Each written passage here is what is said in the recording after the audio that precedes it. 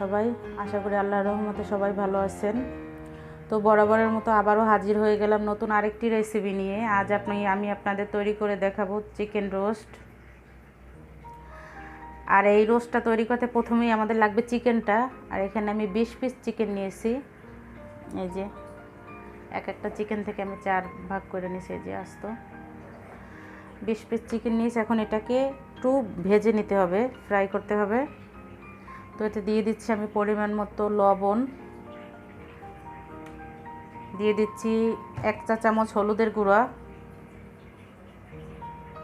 এটাকে এখন ভালো করে মাখিয়ে তারপরে তেলে ভাজতে হবে। তো ভিউয়ার্স, আমি রোস্টটা ভাজার জন্য 1 কাপ পরিমাণ তেল দিয়ে দিলাম। এখন রোস্টগুলো দিয়ে দেবো এতে।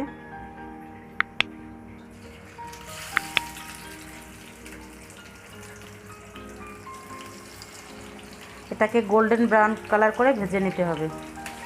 সবগুলোই সেম প্রসেসে ভেজে নেব। ফিরে আসছি রোস্টগুলো ভাজার পরে।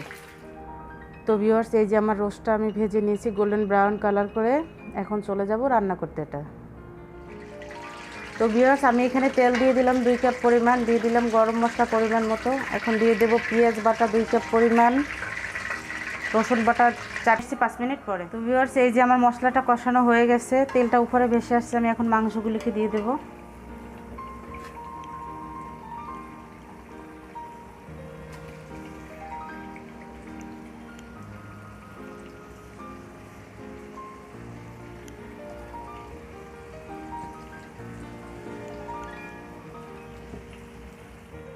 ভিউয়ার্স, এই যে এটাকে এখন ভালো করে নেড়ে চেড়ে মিশিয়ে নিতে হবে। মিশিয়ে কিছুক্ষণ কষাতে হবে। তারপর ঝোলের পানিটা আমি অ্যাড করব।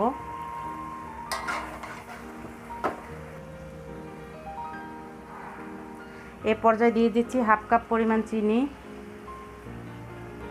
আপনারা আপনাদের স্বাদ অনুযায়ী কম বেশি করে মিশিয়ে নেবেন। এখন এটাকে আবারও ভালো করে নেড়ে চেড়ে নিতে হবে।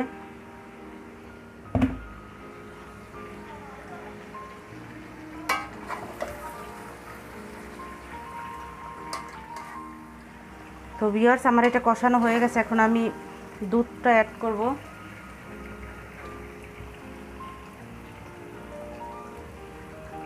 এখানে আমি 1 কাপ গুঁড়ো দুধ পানিতে মিশিয়ে নিয়েছি, দিয়ে দিলাম।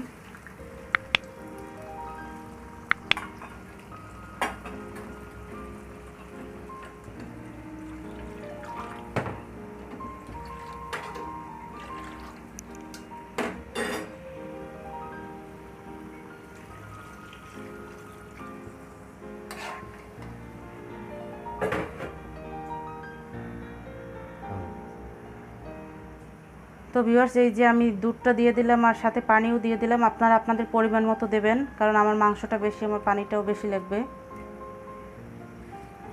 তো এটাকে এখন ভালো করে রান্না করে নিতে হবে। ফিরে আসছি রান্নার পরে। তো ভিউয়ার্স, এই যে তৈরি হয়ে গেল আমার চিকেন রোস্ট। এটা আপনারা অবশ্যই বাসায় তৈরি করে খাবেন। কেমন হয়েছে সেটা জানাবেন আমাকে কমেন্ট করে।